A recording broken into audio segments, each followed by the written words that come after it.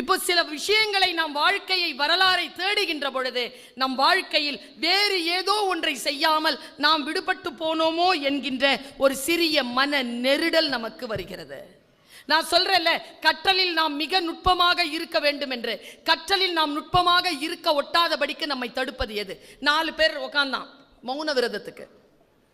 எனக்கு தெரியலங்க, இந்த மனசு மாதிரி ஒரு பொருள் வேற கிடையாது. எவன் மனசை ஜெயிக்கிறானோ அவன் உலகத்தை ஜெயிக்கிறான். இதை தான் ஜெயிக்க முடியல, எல்லாரையும் ஜெயிக்க முடியுது. நான்லாம் அடுத்தவர்களை ஜெயிச்சிட்டேன். இப்போ பயணமே என்னை ஜெயிப்பது தான். அடங்க மாட்டேங்குதுங்க. இது ஜெயிக்கிறது பெரும்பாடு. அடுத்தவர்களெல்லாம் ரொம்ப அழகா ஜெயிக்கலாம். ஆற்றலும் வாய்ப்பும் இருந்தால், புரிதலும் இருந்தால், வாழ்க்கையில் ஸ்ட்ராட்டஜி இருந்தா, ஒரு டெக்னிக் இருந்தா ஜெயிச்சிடலாங்க. இதை ஜெயிக்கிறதுக்கு டெக்னிக்லாம் பத்தாது. டெக்னிக் எல்லாத்தையும் கைவிட்டாதான் இதை ஜெயிக்க முடியும். எல்லாத்தையும் கைவிடணும். பாருங்க, 4 பேர்